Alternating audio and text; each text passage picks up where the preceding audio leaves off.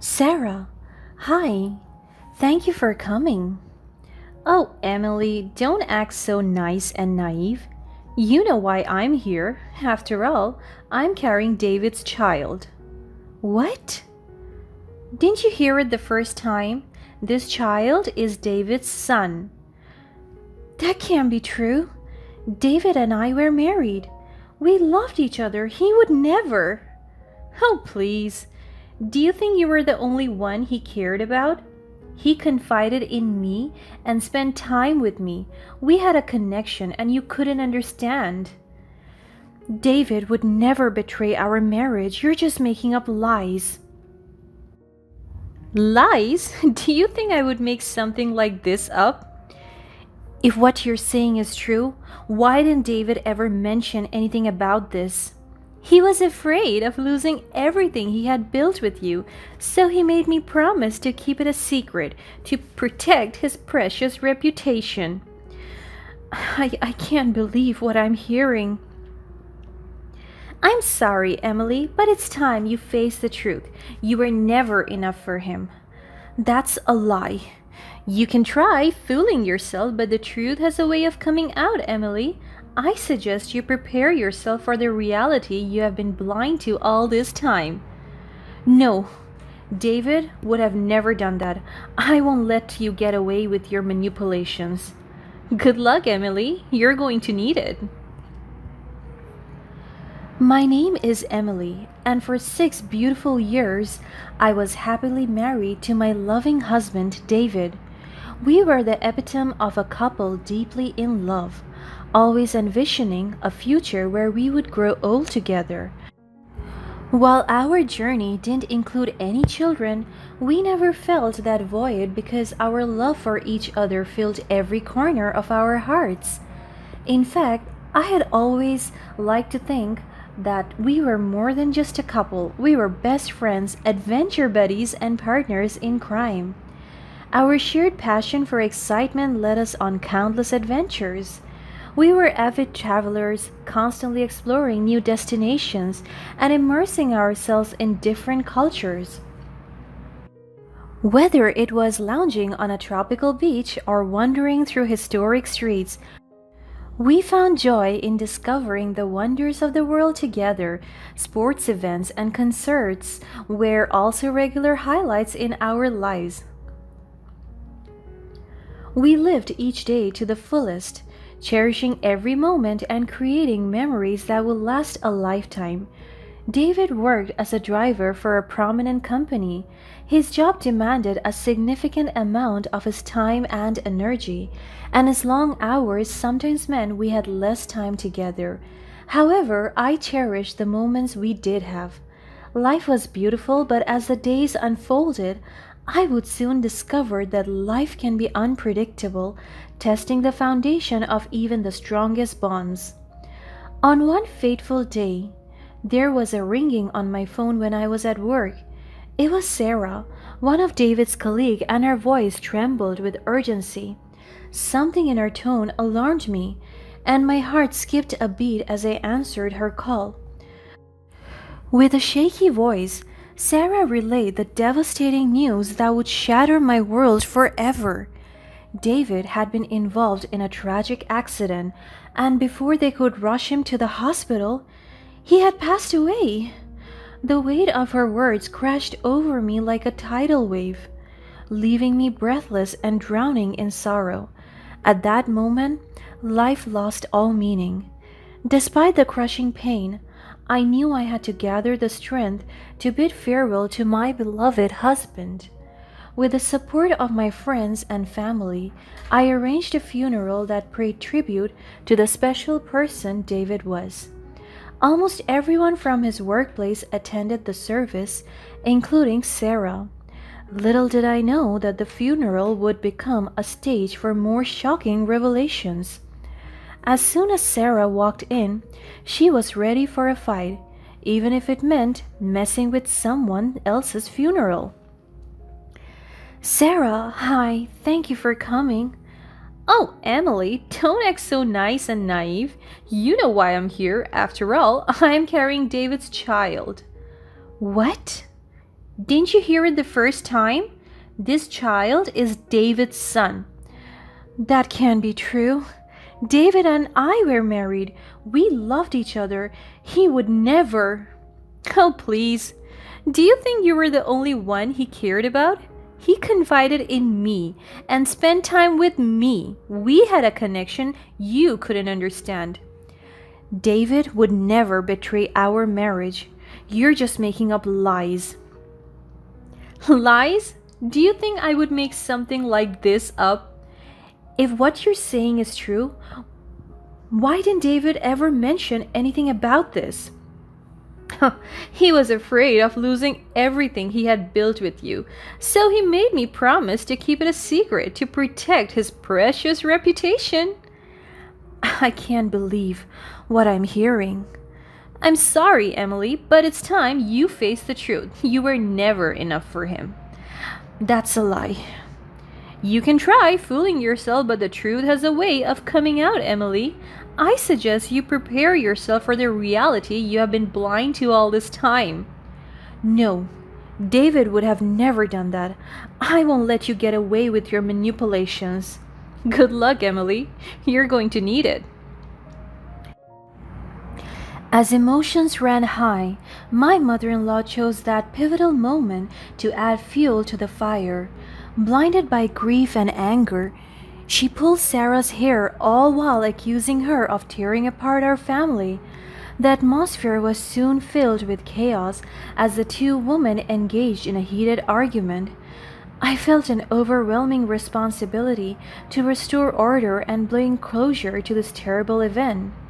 Gathering what strength I had left, I stepped forward, my voice trembling as I intervened. I stopped the argument and promised Sarah that I would speak to her privately. There was a need to unravel the truth, no matter how painful it might be. Days after that, I was still in shock. It was the only thing that I could think of, so much so that I even had to ask for 2 months off work just to sort out my life. Doubt clouded my mind as I questioned everything I had believed about my husband.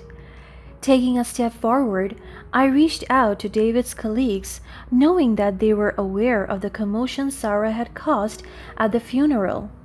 It was essential to gather their perspectives to piece together the puzzle of what had truly happened.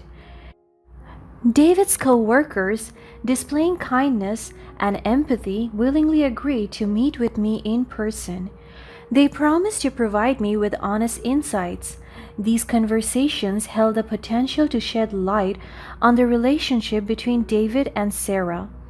I was prepared for the worst. However, as the meetings unfolded, I realized that everything was much more complicated than I thought.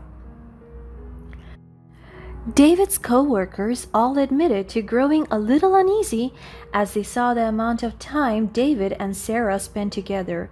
However, they knew that David was merely being kind and amiable, never suspecting any deeper connection. It was Sarah whose intentions were questionable. During these discussions, a woman named Rachel shared a very important piece of information. She used to be Sarah's close friend at work, but they had a fallout months ago. She encouraged me to track down Sarah's ex-boyfriend Stephen and confront him about their recent relationship. If there was any truth to Sarah's claims, Stephen might know something we didn't. Determined to uncover the truth, I managed to locate Stevens' contact information and arranged a meeting with him. As we sat down to talk, Stephen disclosed that he had ended his relationship with Sarah because he wasn't ready to become a father. Sarah, on the other hand, loved children. She has always wanted to become a mom. Stephen even emphasized that Sarah had always yearned for stability and financial security, something he couldn't provide for her. When I asked if he knew Sarah was pregnant, he was completely in shock. He told me that they broke up not long ago, but they still grabbed coffee with each other from time to time. If she was indeed pregnant, he would have known. Considering Stevens' story, it occurred to me that Sarah might be carrying Stevens' child rather than David's. Perhaps Sarah didn't trust Stephen enough, so she turned to another way to make sure her child was supported financially. After all, she might force me into giving David's insurance money to her as a form of child support. As my thoughts began to race, a sudden interruption pulled me back to reality. A text message notification from my family group chat flashed across my screen. The message contained a photo of me sitting alongside Stephen, taken during the meeting. My heart sank as I realized the implications. Everyone in the family was surprised by my presence with another man so soon after my husband's funeral. I swiftly rose from my seat, a mixture of embarrassment and urgency flooding through me. There was no time to explain or clarify the situation. I said goodbye to Stephen and quickly left. With what I knew about Sarah's relationship with Stephen, I confronted Sarah once again, demanding that she finally reveal the whole truth. But instead of an admission or remorse, Sarah brazenly insisted on receiving a portion of the insurance money. She refused to talk about the truth, which really got on my nerves. Sarah, enough is enough. Stop beating around the bush. No more games, no more manipulation. What is the real story here? Oh, so you really want to hear it, huh? Well, I'll tell you, but it will cost you. Cost me? What are you talking about? We are talking about my husband's memory, his legacy. It's not something you can put a price on. Oh, I think we can find a price, darling. You see, I have some very interesting photos of David and me. They could really tarnish his image, ruin all those beautiful memories you hold so dear. You think I'm going to let you blackmail me? No amount of threats or photos can change the love I had for David or the truth of our relationship. Love? Oh, spare me. I deserve a piece of what he left behind. His kid does. That's not his kid, Sarah. I don't believe that's the truth. I'm not giving you 1 cent. How dare you? Soon everyone will know just how terrible you and your marriage were. Pay up or watch me send out photos of David in my bedroom. No matter what you do, the truth will win. I won't give in to your threats. You think you're so brave, don't you? Let's see how brave you are when everyone finds out what a fraud you are. Refusing to succumb to her manipulation, I stood firm. I was shaking on the inside, but on the outside, I showed her how tough I could be. Deep down, I realized that her words were just a desperate attempt to save herself from the consequences of her own actions. Her intentions became clear, and I refused to let her hold power over me. Defiantly, I even dared her to follow through with her threats. I understood that the truth was on my side, and no amount of blackmail could change that.